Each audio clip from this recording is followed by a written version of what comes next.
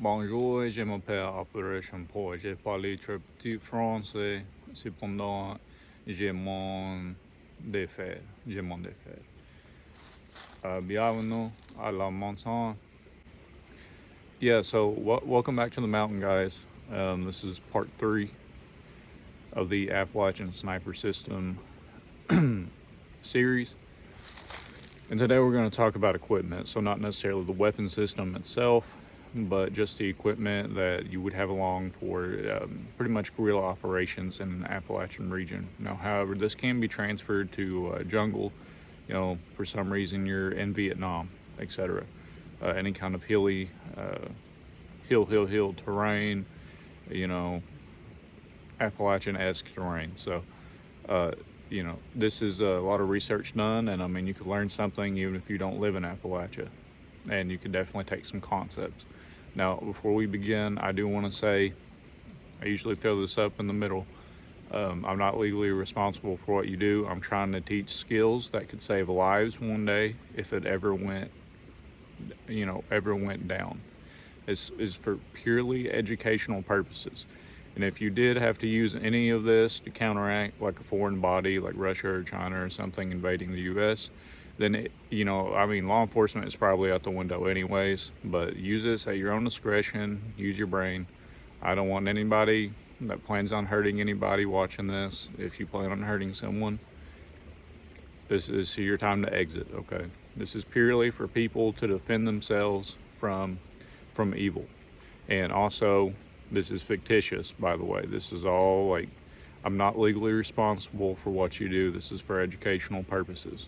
So, now that we got that out the way, if you need any more disclaimer, I put a legal description in my YouTube description. So you go to my page and look to about, and then it's a whole like amendment looking, like I wrote it up myself. So, I had a little bit of a oopsie and blah blah blah. We won't get into that. So, anyways, so this is the sniper system. It's based off the M110 sniper system that the Army uses. Basically AR-10 308. There you go. That's the first video. But there's a lot of stuff in that first and second video. If you're watching this now, it would probably behoove you to go back and watch the other two. I'm trying to make each one more watchable. I'm still kind of new at making videos and pushing them out at the quantity that I am, but it would probably behoove you to go back and watch those. I had a comment on the last video, and yes, this is kind of a disclaimer right here. You probably need to watch the first two because this is a system. I've been working about 3 years trying to make everything cohesive. And I had a comment last video, they probably deleted it by now, but he or she, whatever, was coming in my comments and like, you don't know nothing about nothing, you idiot, blah, blah, blah. But it's something I specifically addressed in the first video, but hardly anybody watched the first video. And his comment, like I said, I specifically addressed it in the first video. So instead of commenting, I'm like, yeah, this is a series, this is a system. There's probably going to be about 10 parts to this. You need to watch them all to get a really good concept and to understand what I'm trying to say. Like I said, I'm trying to make them more watchable and have more information transfer because I got like I got ADD or something, and sometimes I just go off on tangents. But hopefully you guys can really piece it together and understand. And if you really do sit back and pay attention, you will learn and you will understand what I'm trying to say.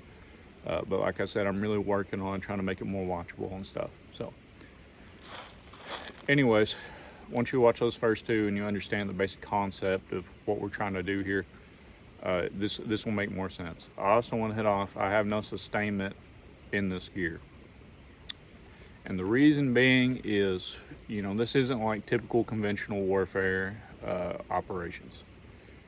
If you want sustainment, put it in a rucksack, and then when you run your mission, dump the rucksack somewhere in a hidden spot or leave it at the fob or whatever you set up.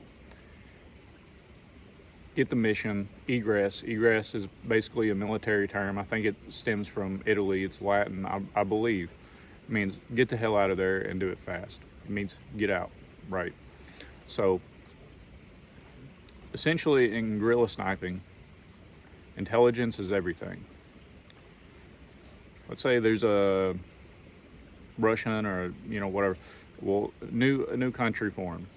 Ireland and Russia combined. New country formed, and they were taking over the U.S. Right, or wherever you're at. And their tank commander was giving his morning brief at 8 o'clock. You need to know the weather, the wind, if there's going to be fog. You need to have aerial shots from drone reconnaissance. Your recon group needs to go out and get, topographic maps, so you know the terrain features, but aerial reconnaissance from drones and insiders, taking pictures and stuff. Essentially, your reconnaissance group gets the intelligence, and then you plan the mission based off that. If you don't have any intelligence, we'll call it intel from now on. If you don't have any intel, you're not going to be able to successfully conduct a sniper operation. You're going to get in there, find your high value target, take the shot. You might take him out, but then you're going to get lit up because you probably don't have an egress route, etc., etc. So before you even try to conduct any sniper operation, this is all hypothetical, by the way. I mean, I made a fake country and everything, hypothetical. Before you even conduct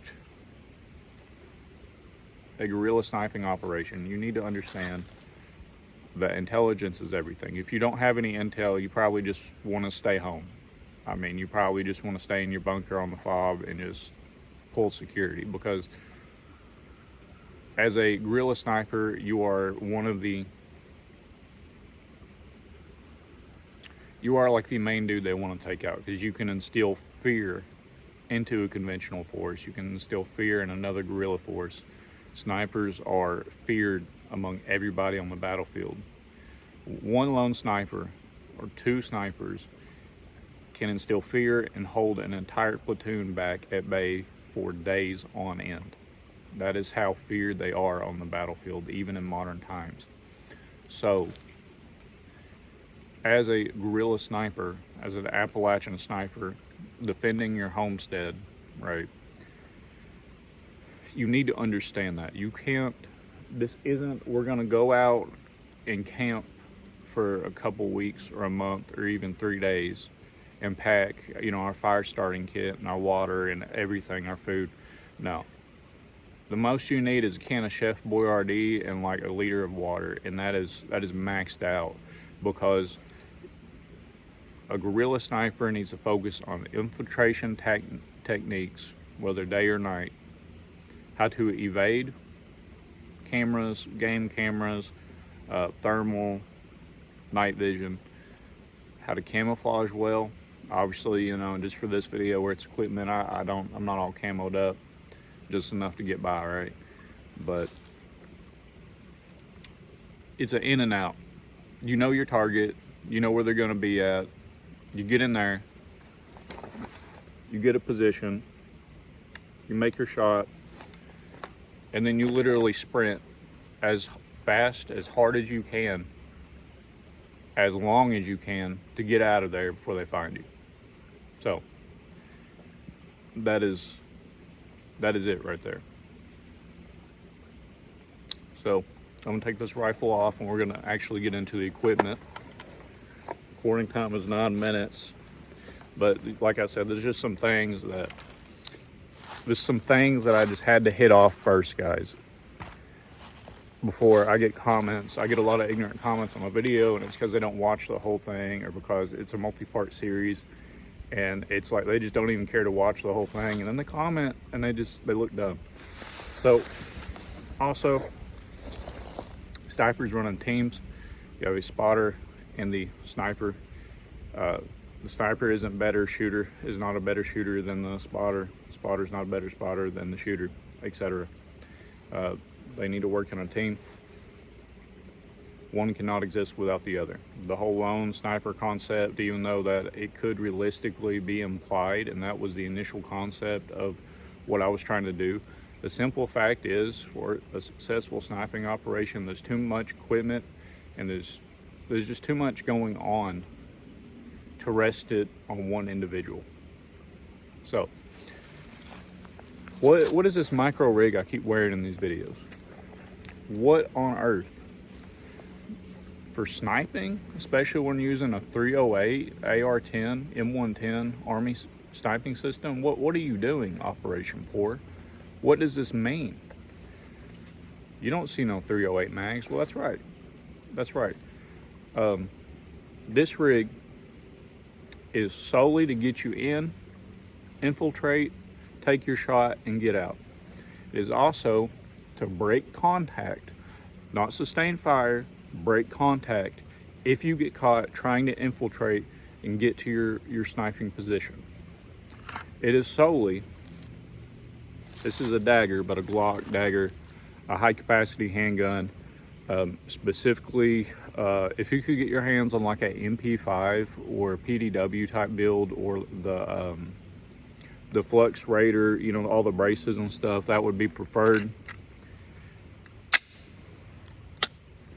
But this kit is solely to support this weapon, so this weapon and this system can support your sniping system. Now, in theory, yes, you can provide cover fire with the AR-10, the 308, but it's gonna be hard to carry all those magazines with you. And I didn't include in this system, I did not include a RMR on top of the scope, which you could do for close range engagements. You really could do that. And you could just have the AR-10 and negate the use of a pistol. But the problem is the round count, like I said. I typically run 2 magazines of 20 rounds for the AR-10 sniping system. That is 40 rounds of 308, right? And before y'all comment you need more, if it was a bolt gun that a lot of people I see are trying to defend, you're not gonna have 40 rounds of loose ammunition on your body rattling around. The simple fact is a magazine-fed semi-automatic is a lot better in these situations at the distances that we're engaging at, 600 meters and in, than a bolt action, especially for guerrilla warfare, because you're not really worried about the shells coming out, the rifle casings ejecting. You're making shots and you're running. It doesn't matter if they know where you shot from. After you fire shots, even with a suppressor type device, they're more than likely within a day's time find out where you shot from. So this is solely to sustain infiltration and breaking contact ability. Glock mag right here, Glock mag right here, Glock mag right here, Glock mag right here, tourniquet. All that's in here is land nav stuff, medical supplies, and tools. And this is a Krydex, I'll pop it up, I got it off Amazon, but any kind of micro chest rig will work. Now, this is fluoro wire, this is metal wire. Do not be setting booby traps. That is illegal. I'm telling you not to. I'm serious about this. It's the most serious thing I've ever told anybody. Do not, and especially do not say I told you to do this.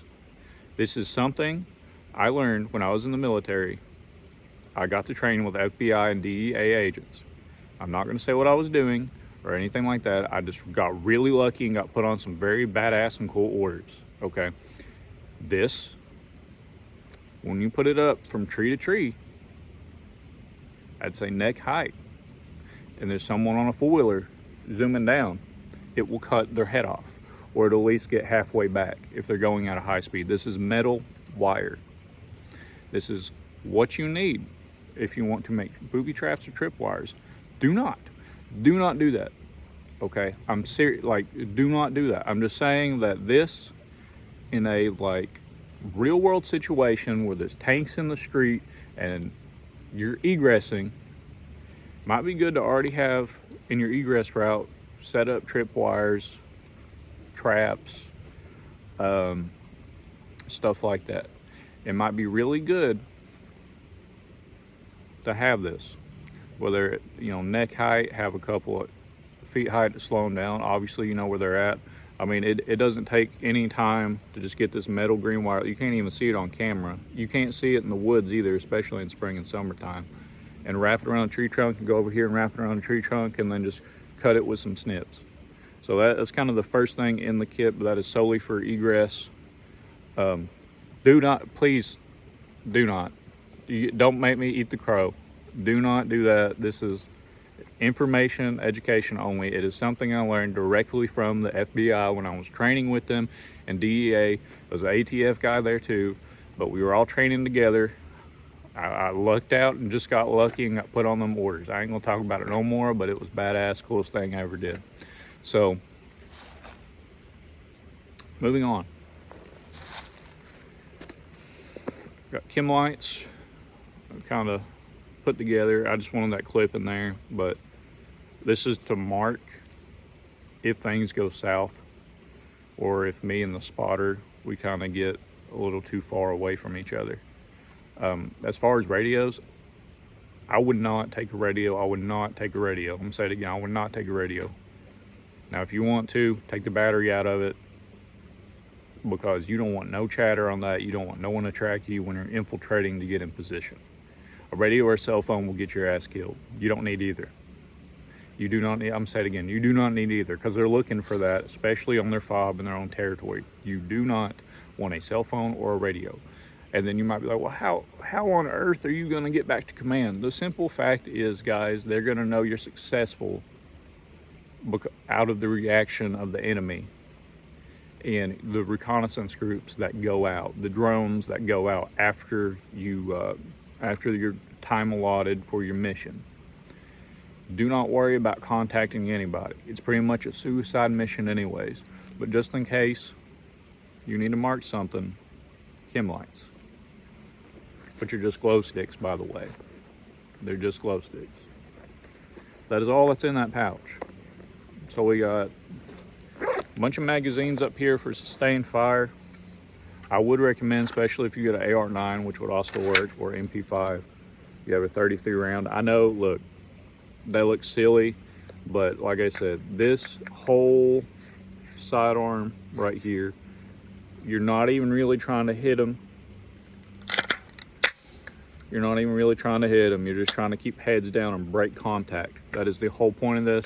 So the more rounds, the better. 33 rounders, as many magazines as you can possibly get. As much 9mm ammunition as you can possibly hold. That is what that is trying to accomplish. Just so, like I said, keep heads down and get the hell out of there. That is what that is for. This is a clip to it. So if I drop it, it's not even touching the ground. It's a lanyard, and yes, it's unloaded, by the way. It's cleared, but there you go. That's what this is. And also, I want to hit off these patches. These patches and the IR patches and stuff, this is just for aesthetic. Obviously, in a real situation in Minecraft, you wouldn't want them patches. Now, this is another thing that I got a hate comment on, and it's because you didn't know what I had in here. This is our rangefinder. Okay, that is in the main pouch. We're getting to the main pouch now. You need a way of finding your range, particularly, or, you know, better yet, without electronic anything. No IR, no lasers, no nothing. This is a backup, or a just quick fix, more than likely, because especially if it's kind of dusk or something and they're scanning for IR signals, just that one little boop could have gave away your position, and then all that camouflage, your ghillie suit, your cobra hood, whatever you rocking, that don't matter, because now they just mortared your position. So, but this is kind of like a contingency. I got a red light. Pretty bright, but for night operations, if you just have to have a light, don't use white light, use a red light. But I would really try to steer clear. Let's say you're moving at night to get in position, I would really try to steer clear of anything of the sort. I got a knife, simple D2 steel knife. Looks like a little cleaver.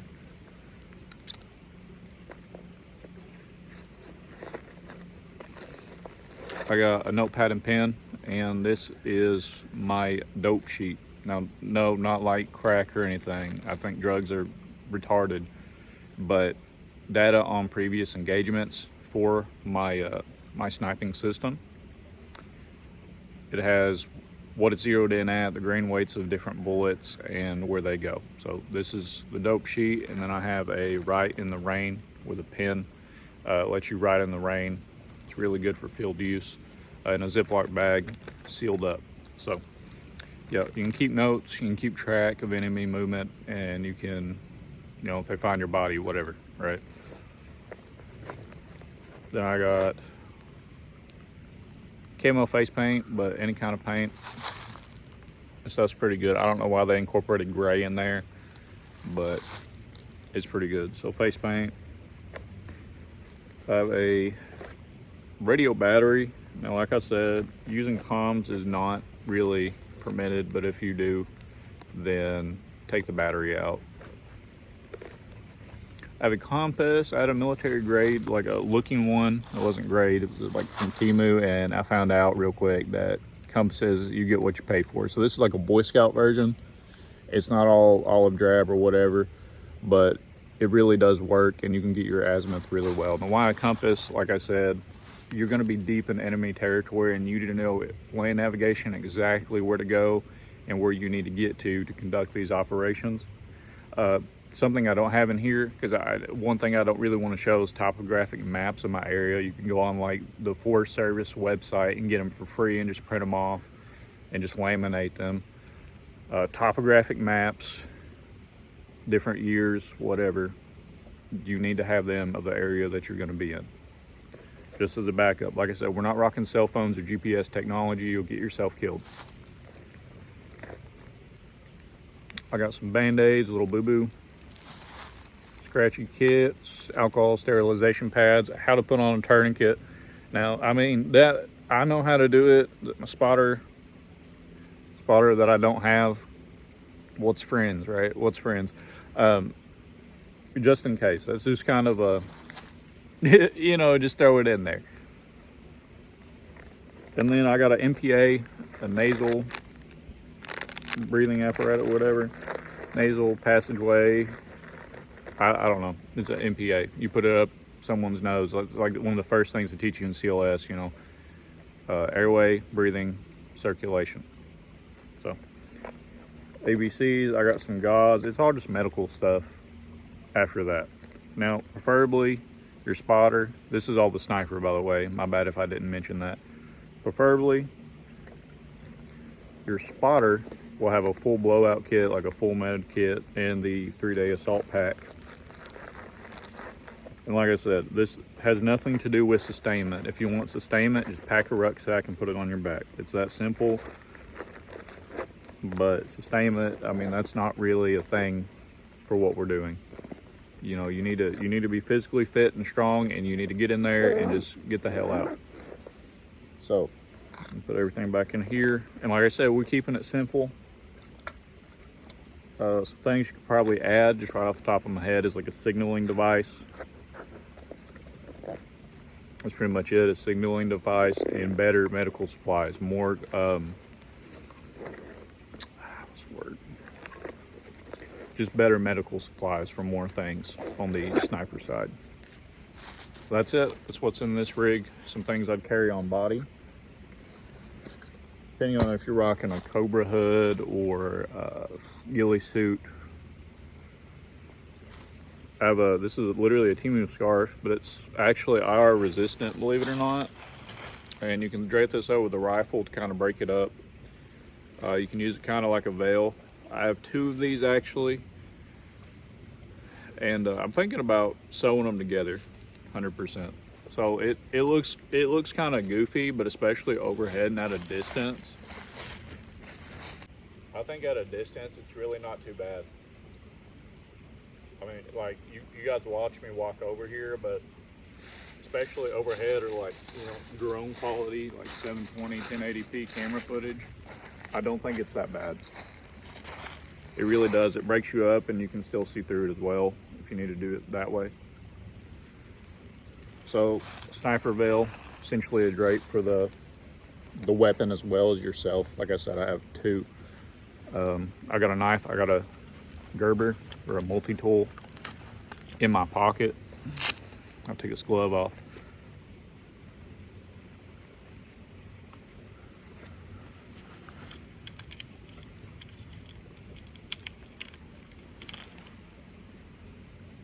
Knife, another knife. I always have that knife in my pocket though. I got it in here somewhere. Now this would also be something you probably want on your kit. You can get another magazine pouch. This fits well, but this is military issued. It's the Gerber you get whenever you get to your unit.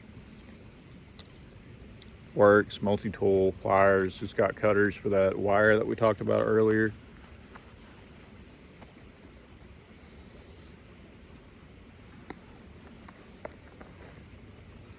Got electric tape. I always carry electric tape. Smaller than duct tape and cheaper than duct tape, and 90% of the time it does the same thing you need it to do.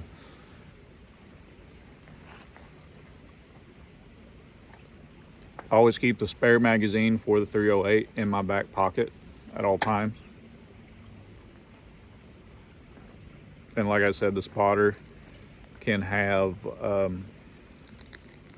he can have as much 308 ammo as he wants to carry. Typically the spotter, we'll get into that a little bit later. I'm gonna go ahead and show you the equipment for the rifle and the system, because I don't have it built yet. You know, I really don't have a lot of money to be throwing around, so it's kind of hard to get everything out quick and fast for you guys, but I really do try. I appreciate a sub and a like, so maybe one day, maybe hopefully we can get some money rolling in through the channel, and then I'm just going to take that and put it right back into training and these theories and the videos and production quality, because I'm doing all this for free on my own time right now. Like, you know how that is. So now we're going to get into the spotter equipment. Typically the spotter will have a 5.56 20-inch AR with magnification and possibly an RMR on top, but he can also rock a 10.5. But like, we're talking probably the SPR build, maximized velocity of the 5.56 would be nice. We'll put it that way. 1 to 10 LPVO, something like that. You know, a little bit of magnification would be nice. So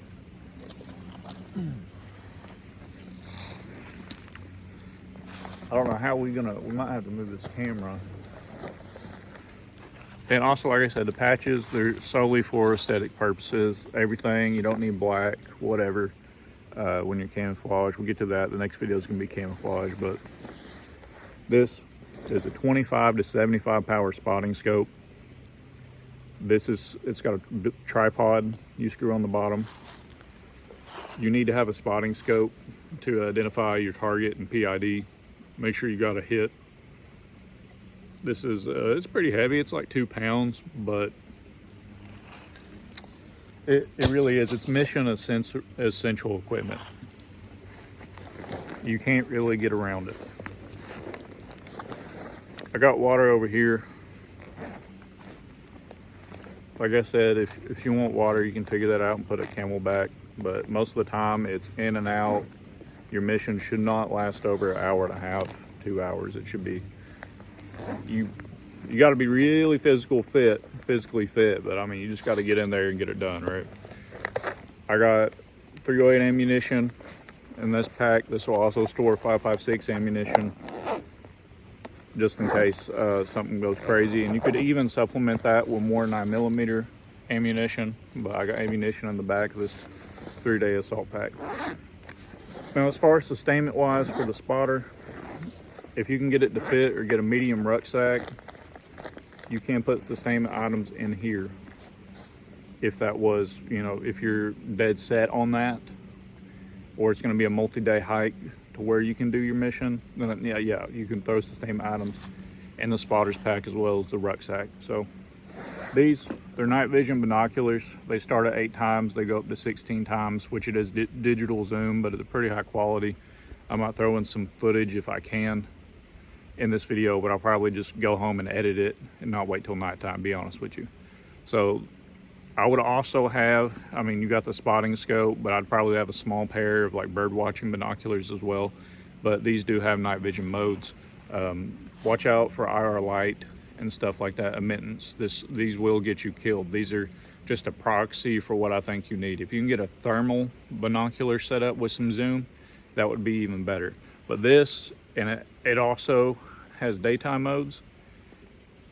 You really could, you know, get some good footage and stuff and track enemy movement with it. So